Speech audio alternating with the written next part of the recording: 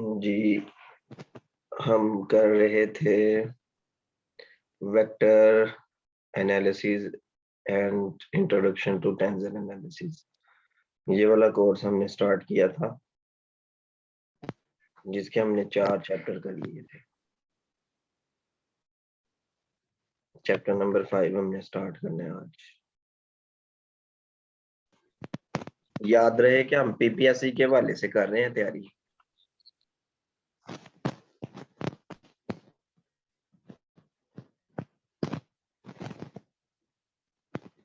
क्योंकि एमएससी में और डिफरेंट जो क्लासेस है ना, वहाँ पे इस तरीके से नहीं पढ़ा जाता। मतलब पीपीएससी की तैयारी में थोड़ी डिफरेंट टेक्निक होती है यूज।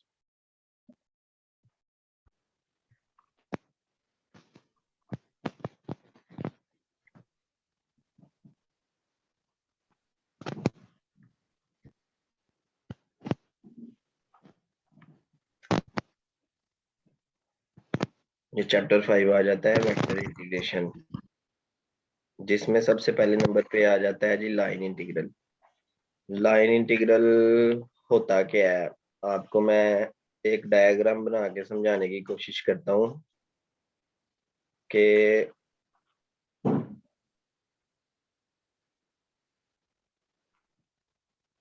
एक सेकेंड रुके जरा।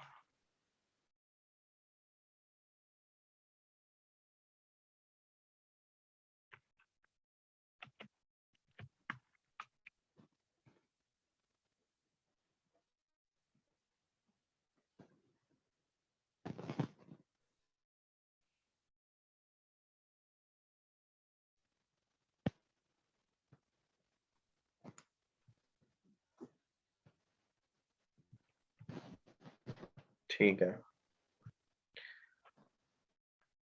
पहले हम देखते हैं इसकी डेफिनेशन को। कह रहा let R U equal to X U I plus Y U J plus Z U K, where ru is the position vector of xyz defined on a curve C joining paths P1 and P2। तो जो path P1 है, इसको यहां से हम समझते हैं। ये देखें, अगर हम बात करें, ये जो इंटीग्रल आप कैलकुलेट करते हैं प्लेन में, जैसे ये आपके सामने है, तो ये आपके पास ये वाली कर्व है, ये फंक्शन होता है। आप किसी पॉइंट ए से किसी पॉइंट बी तक क्या करते हैं, पॉइंट ए से पॉइंट बी तक आप इस तरह इंटीग्रेट करते हैं, point A to B F of X D of X. तो आपके पास ये एरिया अंडर द कर्व आ जाता है। ठीक है, अब लाइन इंटीग्रल का कंसेप्ट जो है ना, वो थोड़ा सा डिफरेंट है। लाइन इंटीग्रल का कंसेप्ट क्या है वो हम देखते हैं। ये मैंने गूगल में से सर्च किया, ये वाली इमेज यहाँ से समझना इजी होगा। ठीक है, तो ये देखें कि यहाँ पे आपको ये जो रेड लाइन है, ये वाली आपने ये इस पे फोकस करना है, ये वाली। ठीक है, ये वाली है एक, और एक ये ऊपर से आ रही है। ठीक है, ये 2 लाइंस हैं। अब इन दोनों लाइंस, अगर इन दोनों लाइंस को देखा जाए तो ये आपके पास, मतलब ये जो ऊपर वाली लाइन है और एक ये नीचे वाली जो लाइन है, इन दोनों लाइंस के दरमियान में आपको ये नजर आ रहा है। इसको एफ ऑफ एक्स वाई बोलते हैं, फंक्शन की आउटपुट। ठीक है, तो उसने यही कहा हुआ है यहाँ पे कि एक पाथ से लेके दूसरे पाथ तक इंटीग्रेट किया हुआ है। तो ये लाइन इंटीग्रल का फार्मूला है। अगर आपको ये वाला पोर्शन चाहिए, ये ब्लू ब्लू कलर में जो पोर्शन है, बात समझ रहे हैं ना। अगर आपको ये ब्लू कलर वाला पोर्शन चाहिए, जो ये नीचे वाली लाइन रेड थी, इसको हम पाथ 1 कह लेते हैं, और ये जो ऊपर वाली लाइन है इसको पाथ 2 कह लेते हैं। तो हमने असल में पाथ 1 से पाथ 2 तक इंटीग्रेट किए करेंगे तो हमारे पास ये ब्लू पोर्शन आएगा। तो इस ब्लू पोर्शन को गेट करना ही हमारे पास लाइन इंटीग्रल होता है। ठीक है, तो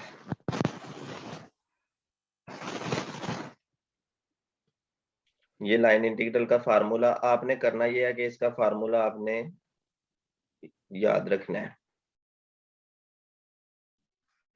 ए डॉट डी आर। तो ए के कंपोनेंट्स ये हैं, को मल्टीप्लाई कर डॉट प्रोडक्ट करेंगे तो आपके पास ये वैल्यू आ जाएगी। सही है, इसको हम कहते हैं जी लाइन इंटीग्रल। इंपॉर्टेंट बातें ये थ्योरम, इसको आपने याद रखना है।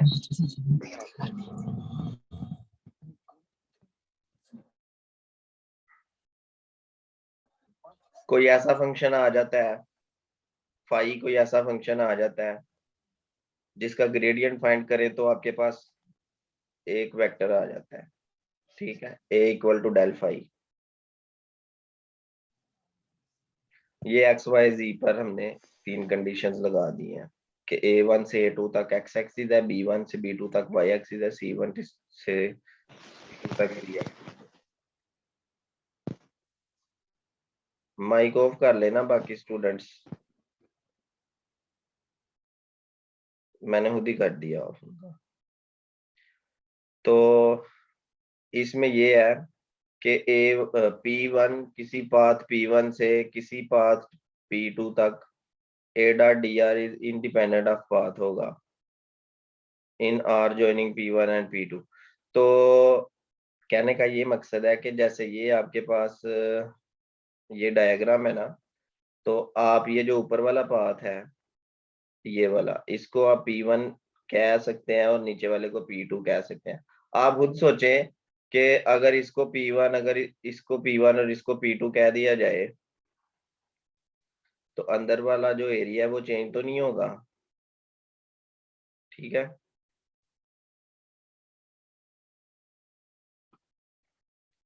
उसके बाद ये जो क्लोज्ड कर्व है, around any closed curve C in R, किसी भी क्लोज्ड कर्व के लिए ये जो इंटीग्रल है लाइन इंटीग्रल वो 0 होता है।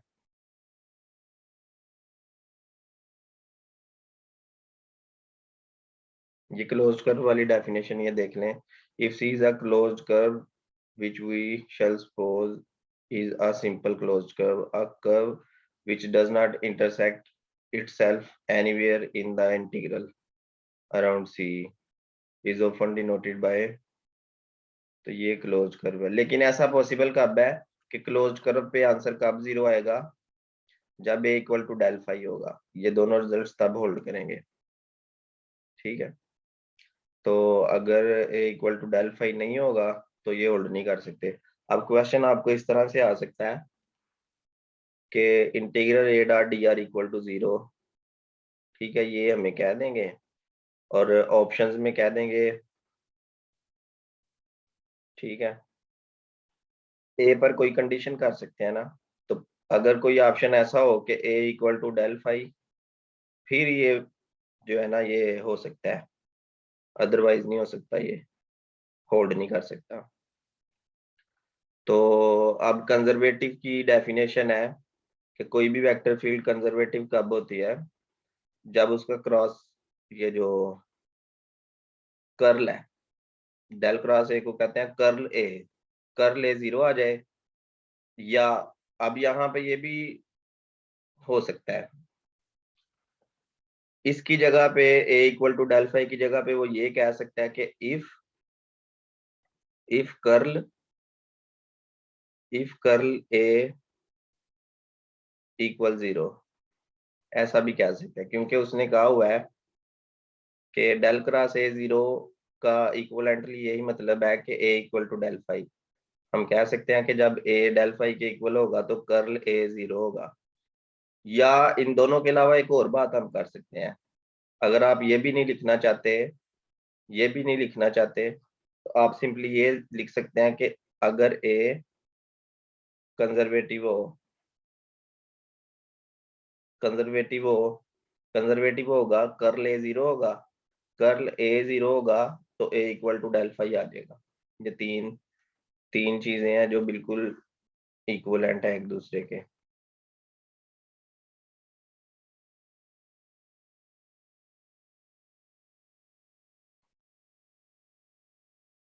ठीक है, किधर गया ये? और इस केस में जो है ना एग्जैक्ट डिफरेंशियल भी बन जाता है। एग्जैक्ट डिफरेंशियल कब बनता है? जब ए कंजर्वेटिव हो, मतलब कि A dot D R is equal to D phi. A dot D R equal to D phi कब होगा? जब ए कर्ल ए 0 होगा, या ए कंजर्वेटिव होगा, या ए इक्वल टू डेल फाई होगा। ठीक है, ये तीन चार क्वेश्चंस यहाँ से हमें मिल गए हैं। इसके बाद आ जाता है surface integral. Let S be two sided surface such as shown in the figure below। तो ये हमारे पास डायग्राम है। Let one side of S be considered arbitrarily as the positive side. If S is closed surface, this is taken as the outer side, a unit normal। तो ये surface है, इसमें मैं colour fill कर देता हूँ आपको। ये जो सारा है ना, ये सारा टोटल, ये कोई सरफेस है ये। और एक और चीज है कि इस सरफेस के लिए ये इसकी आउटर साइड है। ठीक है, और ये जो है ये इसकी लोअर साइड है। इसको हम पॉजिटिव साइड कह रहे हैं, इसको हम नेगेटिव साइड कह रहे हैं। ठीक है, मतलब इसको भी हम ऐसे कह रहे हैं। तो अब हम स्टडी करना चाह रहे हैं सरफेस इंटीग्रल। तो सरफेस इंटीग्रल असल में क्या है कि आप जो ये नीचे वाले सरफेस से लेके यहाँ से लेके यहाँ तक, ये सारा जो है टोटल जो इसके अंदर एरिया है ना, वो सारा आप कैलकुलेट करना चाहते हैं। ठीक है, पहले आपने लाइन इंटीग्रल में क्या किया कि आपके पास जैसे ये एक कर्व है, इस कर्व को किसी दूसरी कर्व तक आपने इंटीग्रेट किया, तो उसके दरमियान में जो एरिया था वो आपने कैलकुलेट किया।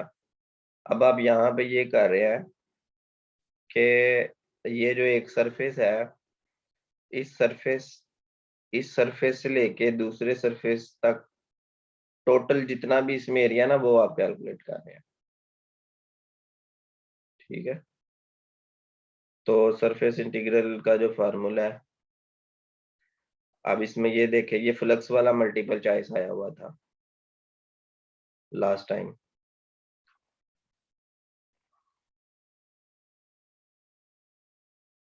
The integral double integral A dot D S equal double integral A dot N D S. ठीक है, ये जो ये वाला एस है, ये बोल्ड फॉर्म में लिखा हुआ है, और ये वाला एस जो है ये बोल्ड में नहीं है।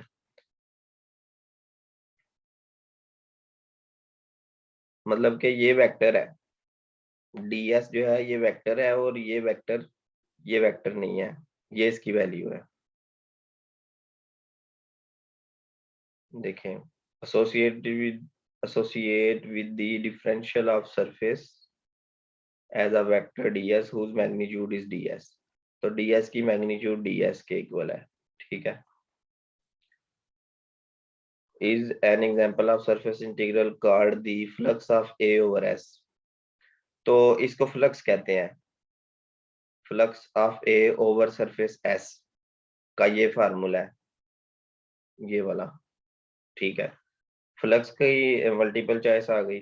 उसके बाद कुछ सरफेस इंटीग्रल्स इस तरह से होते हैं जिसमें ये स्केलर पॉइंट फंक्शन यूज होता है,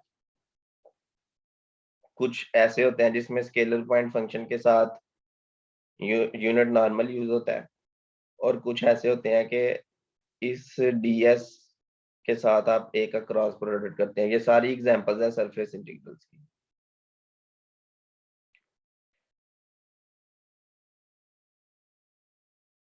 उसके बाद वॉल्यूम इंटीग्रल है, consider a closed surface in space enclosing a volume we.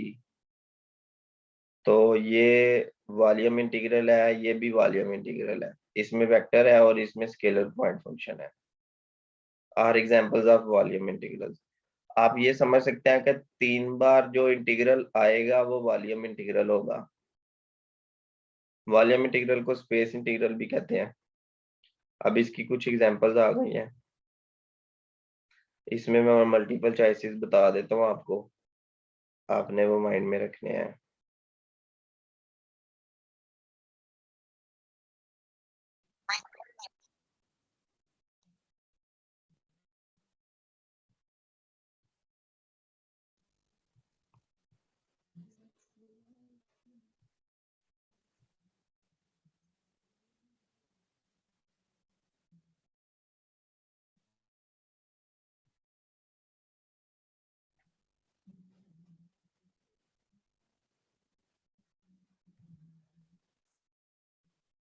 ये जो 10 है ना, 10, प्रॉब्लम 10, इसकी स्टेटमेंट आप कर लीजिएगा।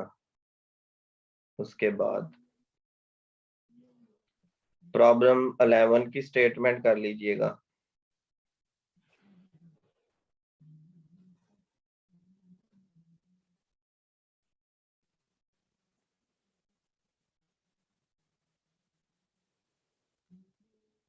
प्रॉब्लम 13 की स्टेटमेंट, ये आप इसको एज अ मल्टीपल चॉइस कर लें।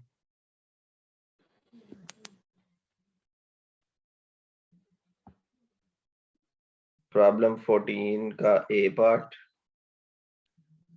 ठीक है। और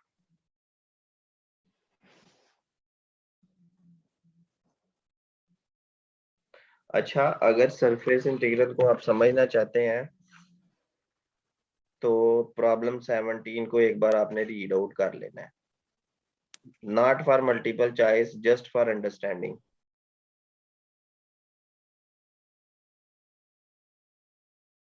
क्योंकि उसमें इस प्रॉब्लम प्रॉब्लम में वो सरफेस इंटीग्रल को स्टेप बाय स्टेप प्रूव कर रहा है। पहले वो सम कर रहा है, जैसे हम रीमान सम करते हैं, तो छोटे पार्ट्स को लेकर वो सम कर रहा है, और बाद में उसको वो लिमिटिंग फॉर्म उसकी आ जाएगी। ये देखें, इसमें लिमिटिंग फॉर्म जैसे आई हुई है, जैसे रीमान में आप लिमिटिंग फॉर्म से इंटीग्रल क्रिएट करते हैं, इंटीग्रेशन करते हैं, वैसे ही सरफेस इंटीग्रल में भी उसने पहले ये सारा जो लिखा हुआ है इसको आप लोग देख सकते हैं। ठीक है, अब इसमें कुछ डेफिनेशंस हैं, जैसे प्रॉब्लम 18 है। प्रॉब्लम 18 में अगर प्रोजेक्शन हो किसी सरफेस की एक्स वाई प्लेन पर तो कौन सा फार्मूला यूज होगा। एक्स वाई प्लेन पर प्रोजेक्शन होगी तो यहाँ पे के यूज होगा, मतलब कि के का रिलेशन जी से है, तो एक्स वाई का जो रिलेशन नहीं होगा वो यूनिट वेक्टर यहाँ पे यूज होगा। इसी तरह एक डेफिनेशन होगी, मैं आपको वैसे बता देता हूँ कि अगर एक्स वाई प्लेन पर है तो के यूज होगा, एक्स जी प्लेन पर हो तो प्रोजेक्शन प्रोजेक्शन क्या होगी। ठीक है, तो double integral S A dot N D S equal to double integral region R A dot N. X Z plane है तो यहाँ पे डी एक्स डी जी आ जाएगा और ये डिवाइड हो जाएगा एक्स जी के अलावा वाई एक्सिस होता है, और वाई का रिलेशन जे से होता है, वाई का रिलेशन जे से होता है, यूनिट वेक्टर जे से। तो इसके एक जगह पे हम जे यूज कर लेंगे, एन डॉट जे, और ये मान आ जाएगा मैग्नीट्यूड। ठीक है, कहने का ये मकसद है कि मल्टीपल चॉइस में वो पूछ सकता है कि जो अगर एस की प्रोजेक्शन हो एक्स जी प्लेन पर, तो सरफेस इंटीग्रल का फार्मूला क्या होगा। ठीक है, तो सरफेस इंटीग्रल के फार्मूला में यहाँ पे उस एक्सिस का यूनिट वेक्टर आता है जो मिसिंग होता है प्लेन में, प्लेन के बाहर होता है। ठीक है, अगर वाई जी प्लेन की बात करें तो यहाँ पे क्या आएगा के की जगह पे, और यहाँ पे क्या आएगा, बताएं जरा।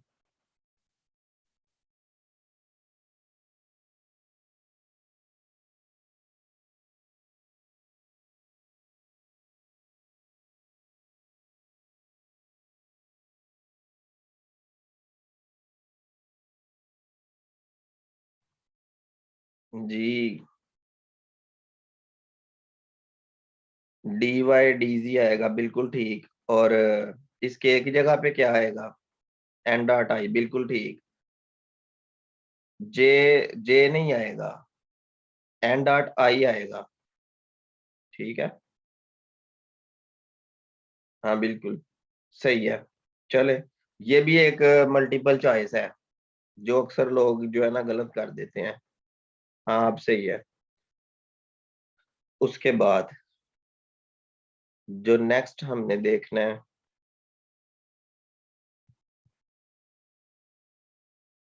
ये देखें, एक उसने यहाँ पे फार्मूला भी शो किया हुआ है, ये एक्स जी प्लेन में है और यहाँ जे यूज कर रहा है। ठीक है,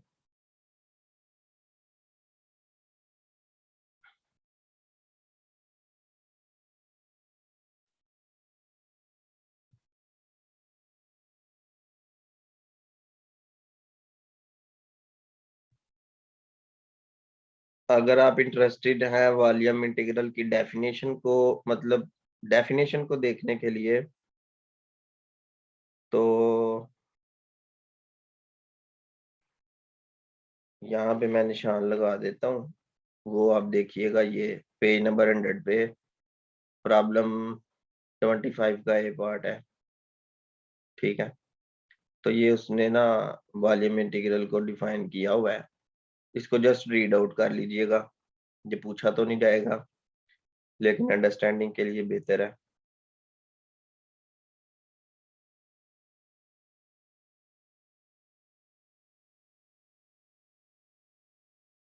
ये प्रॉब्लम 48, इसको देखिएगा।